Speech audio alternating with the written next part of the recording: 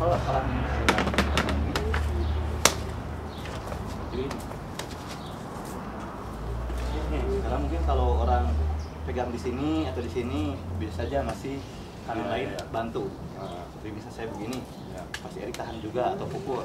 Kalau misalnya tidak sempat pukul karena cepat begini pasti tahan begini. Tapi kalau saya begini, ya tangan lain tidak bisa karena saya sudah begini. Atau kesini juga sama. Sama, jadi reaksi kalau setelah dipegang. Jadi sama ini juga, tidak sampai ini keras atau itu datang. Jadi ini pas ini pegang, tidak harus langsung masuk. Karena ini untuk keluar nanti. Ya. Dan kalau itu datang tinggal masuk. Itu yang lipat potong.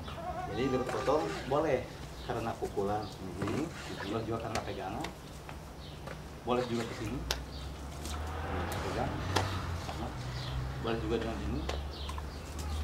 Kalau ini mungkin ini pegang blok ke sini dulu, tidak misalnya itu serang, ini ke sini.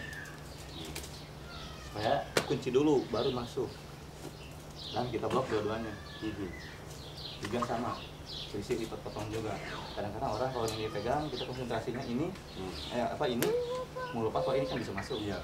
Makanya dipegang ya biarkan karena tidak bahaya. Iya. Yang bahaya ini. Iya. Orang pegang supaya saya kalau mungkin tarik begini kalau begini. Nah,